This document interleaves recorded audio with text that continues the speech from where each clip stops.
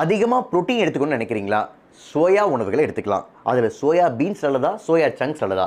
இது ரெண்டுத்துக்கு என்ன டிஃபரன்ஸ் அப்படிங்கிறத பார்ப்போம். முதல்ல நியூட்ரிஷனல் வேல்யூ. 100 கிராம்ஸ்க்கு 446 கேலரிஸ் கிடைக்குது சோயா பீன்ஸ் மூலமாக. சோயா சங்க்ஸ் மூலமாக 345 calories. 100 calories difference. Carbohydrates 30 gram soya பீன்ஸில், 33 கிராம் சோயா சங்க்ஸில். ஃபைபர்ஸ் 9 கிராம் சோயா சங்க்ஸில், 13 கிராம். புரோட்டீன் 36 கிராம் சோயா சங்க்ஸில், 52 கிராம். ஃபேட் 20 கிராம் சோயா பீன்ஸில், ஆனால் எல்லாமே நல்ல ஃபேட்டு தான். 0.5 கிராம் சோயா சங்க்ஸில்.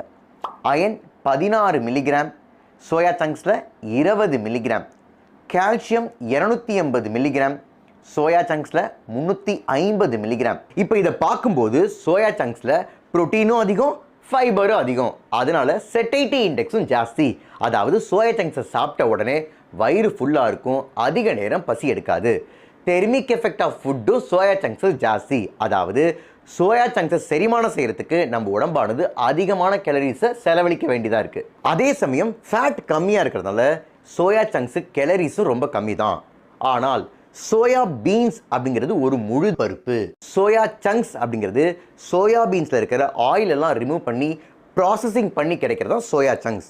இந்த ப்ராசஸிங்கில் எந்த ஒரு ஊட்டச்சத்தையும், அதாவது கொழுப்பு சத்தை தவிர எந்த ஒரு ஊட்டச்சத்தையும் நம்ம இழக்கலை. எல்லா நல்ல விஷயங்களும் அப்படியே தான் இருக்குது. ஸோ உடம்பு இழைக்கணுமா? சோயா சங்க்ஸ் எடுத்துங்க. உடம்பு ஏறணுமா, இல்லை உங்கள் ஹெல்த்தியான வெயிட்டை மெயின்டைன் பண்ணால் போதுமா? சோயா பீன்ஸ் எடுத்துக்கங்க. ஆனால் சோயா உணவுகள் எடுத்துக்கிட்டாவே ஹார்மோனல் இம்பேலன்ஸ் உண்டாகுங்கிறாங்களே. FDA படி ஒரு நாளைக்கு சோயா உணவு மூலமாக மேக்ஸிமம் 25 கிராமாக புரோட்டீன் எடுத்துக்கலாம். இதுக்கு மேலே ரொம்ப அதிகமாக எடுத்துக்கிட்டால் எண்டோக்ரைன் டிஸ்ரப்டாராக மாறிடும். அப்போ தான் ஹார்மோனல் இம்பேலன்ஸ் உண்டாகும்.